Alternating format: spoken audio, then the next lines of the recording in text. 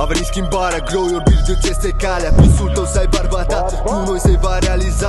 What? Grow your what? Grow your beard, grow your what? Ei.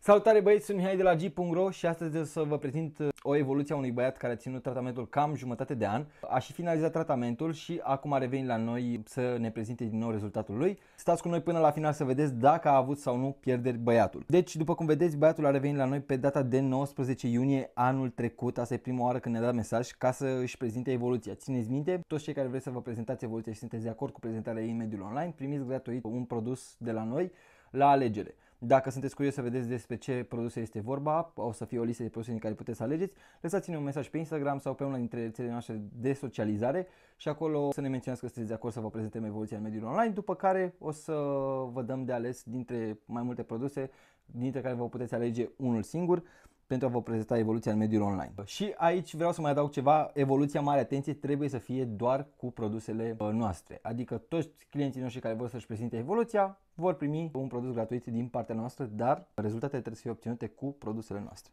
Băiatul, cum v-am spus, a venit la noi pe data de 19 iunie anul trecut. A vrut să îi dăm un feedback pe evoluția pe care a avut-o și haideți să vedem ce produse a folosit la început. Deci a folosit în primele 2 luni de zile minoxidil și 5%, pentru că aici îl avem la început de tratament și după 2 luni de zile. Haideți să vă arăt cum arăta la început.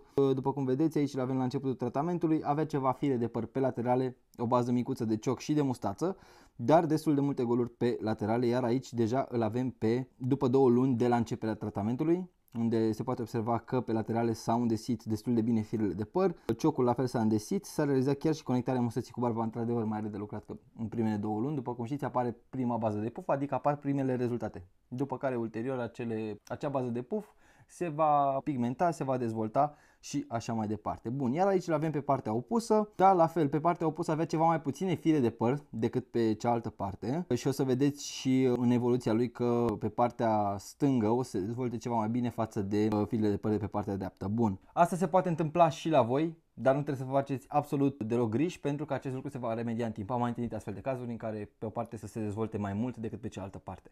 Nu trebuie să vă faceți griji, pur și simplu foliculii de păr din acea zonă sunt un pic mai greu de activat, dar în timp acest lucru se va remedia. Bun, hai să vedem și cum arăta pe partea opusă, da, după 2 luni de la începerea tratamentului. Putem observa că au apărut destul de multe fire de păr noi și aici, mai are doar câteva mici goluri pe laterale pe care trebuie să le acopere, iar aici avem și partea de sub bărbie, aici le avem la începutul tratamentului sub bărbie, iar aici le avem după 2 luni și aici se poate vedea o diferență destul de măricică, au apărut ceva fire și aici. Haideți să vedem ce a reușit să obțină mai departe. Aici îl avem pe băiat după o lună de la începerea tratamentului, dar nu avea barba rasă și aici se poate observa mult mai bine diferența pe care vă spuneam. După cum vedeți, aici pe partea aceasta are o bază destul de mare de fire de păr, mai are câteva mici goluri care trebuie să le acopere, dar pe partea asta la altă rezultatele sunt un pic mai slabe. Dar după cum v-am spus, acest lucru se va remedia în timp. Aici puteți observa clar cum după o lună de zile apar primele fire de păr noi. Da, firele de păr sunt încă firave, nu sunt complet dezvoltate, sunt fragile, sunt într-adevăr pigmentate unele dintre ele, dar mai are de lucrat pe structura acestora. Trecem mai departe, aici îl avem tot după 2 luni de zile, dar înainte să se radă și aici rezultatele se pot observa mult mai bine. Observați și cum partea aceasta este un pic mai puțin dezvoltată decât cealaltă, dar după cum v-am spus, stați cu noi până la final ca să vedeți cum s-au dezvoltat ambele părți și unde a reușit el să ajungă. Aici mai avem un update cu el după ce a fost la frizer și i-a dat o formă corectă bărbii.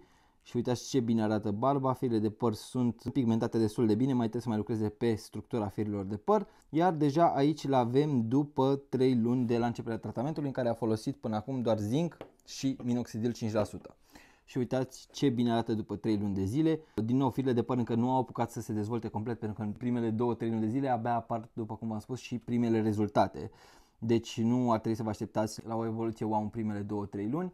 Vă puteți aștepta la o evoluție din punct de vedere numeric al firelor de păr, dar să nu vă așteptați ca acestea să fie deja mature, complet dezvoltate. Băiatul mai are un pic de lucrat pe laterale, aici jos aproape de mustață. În rest stă foarte bine, partea de sub bărbie mai are câteva goluri, dar și acestea se vor acoperi în timp. Și golurile acestea două de pe laterale de aici.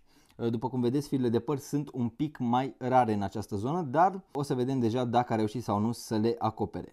Bun, aici le avem după 4 luni de la începerea tratamentului și deja situația arată din ce în ce mai bine, firele de păr încep să prindă o structură frumoasă, încep să se dezvolte foarte, foarte bine, dar după cum vedeți, de la lună la lună deja nu mai observăm o dezvoltare din punct de vedere numeric, ci din punct de vedere structural al firelor de păr. Aici le avem după 5 luni de la începerea tratamentului, o să vă dau mai repede un pic la videoclipul ăsta ca să nu vă plictisesc și deja după 5 luni putem observa că firele de păr au prins o structură foarte bună, a realizat și conectarea mustății cu barba, s-a dezvoltat foarte bine și partea de sub bărbie, mai există într-adevăr mici goluri, dar acestea se vor acoperi și ele în timp. Bun, trecem mai departe și haideți să vedem cum îl avem pe băiat după finalizarea tratamentului. Are aproximativ 6 luni de când nu a mai folosit minoxidil și haideți să vedem rezultatul lui. După cum v-am spus, lateralele s-au acoperit complet și uitați cât de bine s-a dezvoltat și partea care era ceva mai deficitară pe perioada tratamentului. Ambele părți sunt egale, după cum puteți observa, firele de păr sunt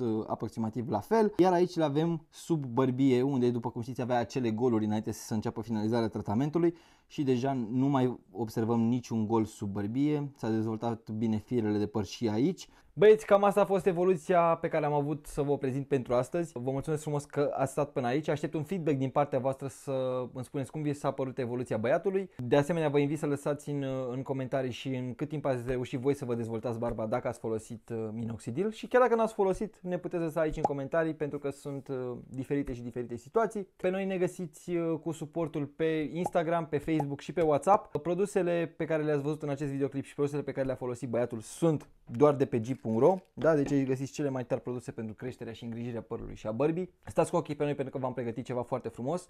În următorul videoclip o să vedeți evoluția unui client al nostru. O să-l invităm și pe el în videoclip să ne spună cum i s-a părut interacțiunea cu noi, care au fost etapele prin care a trecut, de ce a ales să-și crească barba, care au fost motivele pentru care a ales să facă acest lucru și cel mai important lucru, cum s-a comportat barba și cum s-au comportat firele de păr după 3-4 ani de la finalizarea tratamentului. Pentru că e un client foarte, foarte vechi de-al nostru, poate chiar printre primii clienți. Băiatul ne-a ținut la curent, așa că o să vă ținem și noi pe voi. Vă mulțumesc frumos că ați stat până la final. Nu uitați să ne dați un like, dați un share celui mai bun prieten, apăsați cloțopelul ăla ca să fiți la curent cu toate videoclipurile pe care le postăm, dați-ne și un subscribe, iar eu v-am lăsat până data viitoare. Ciao! A venit schimbarea, grow your beard, de ce este calea? Visul tău să ai barba ta, cu noi se va realiza. What? Grow your what? Grow your beard, grow your what? Hey.